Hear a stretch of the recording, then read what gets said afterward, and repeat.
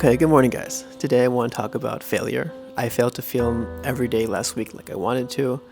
I was in Amsterdam, and after getting back, everything just felt a bit like a blur. Then I actually had a genius idea, or not so genius idea in hindsight. I planned to get a good script together to make up for the missing footage that I had, and I absolutely overestimated myself on that part, to be honest. I had this really weird idea. I was like, I want to talk about how building a business is like coffee and how you just have to take a first sip to get started. And in my mind it made sense, but once I had the script and I had to make the footage come together, the story just was not checking out. So now I have a lot of random coffee b-roll. I might just blend that in at some point here, and I have very little to show for it at the end of the day. But yeah, I still want to talk about maybe part of that and talk about failure. Like, I think building a startup is just intrinsically connected to failure, and that failure is something that you have to get used to as early as possible.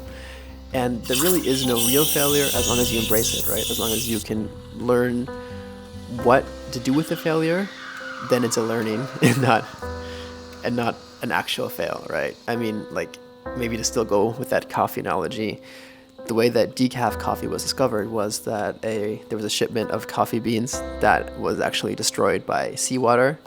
They tried it anyway because they're like, what do we have to lose? And it was obviously salty, but they realized that the caffeine content had decreased, and that's how they found out that coffee beans are actually water soluble. Another example is YouTube started off as a dating site, or Slack was first a gaming company, which both had very, very hard pivots to get to where they are today. And I do think, though, that at the end of the day, if they hadn't taken that first step and put themselves out there for failure and for a way to learn from that, they would never have gotten to be the big companies we know today. Yeah, and in the end, just show you guys that even if you fail, there's still something you can talk about. So actually last week, I spent a lot of Tuesday working on getting some user and expert calls on just trying to nail down what the exact current workflow is. Because our goal of last week was really just to understand, okay, let's do as many calls as possible with our target customer until we don't learn anything new about the workflow and about the process.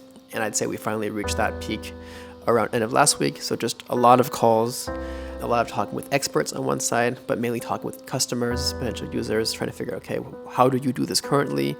What are the pains with how you do it currently? And how would you want to do it in the future perhaps as well? So yeah, Tuesday, spent a lot of time with user and expert calls. In the afternoon, me and Rachel went to the Van Gogh Museum, took it easy, walked around the city, went to a few bookstores. Then Wednesday was the travel back home. That was a bit harder to work because I was on the train, so I spent a lot of time just working on user flows, building first screens, and consolidating the interviews we have so far. Then, yeah, Thursday actually wasn't really a startup day. I woke up and I had a lot of tax documents and letters I had received, so that is at least done now. And then Friday, it was actually a very interesting day. A friend of mine, Leonard, we ran a half marathon in the morning. I do not know what possessed us to do that, but it was an experience, to say the least. Definitely reached some level of, let's say, block or a wall around the 15, 16K mark. And I do not think I would have finished it if I hadn't been running with Leonard. So shout out to Leonard for that one. Then after that, just had a quick check-in with Adrian on the prototype progress, went to the office, did some more work, and then friends of ours, Pascal and Paulina, invited us out for dinner. That was really, really nice. And yeah, just had a really good end to the week. And the weekend was actually quite exciting. Saturday, celebrated a friend's birthday for brunch. Then we went on a boat tour with some friends from the startup community. That was really, really nice. And then Sunday was more of a calming down, reset day, just reflecting on the week before, planning the week ahead, and just taking it as easy as possible. Yeah.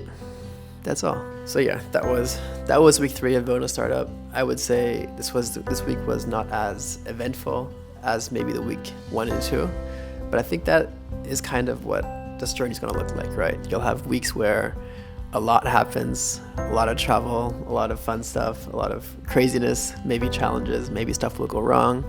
But then you'll have weeks like this where really not that much happens, where most of my days will just look like me sitting in front of a laptop from, 9 to 5, 9 to 7, 9 to 10, just working. And that will really be all that happens in that day. And that's okay, because that's part of this journey. And it's part of it is just embracing the passion that you're building something that you actually want to build, and enjoying every week of it. Talk to you guys soon.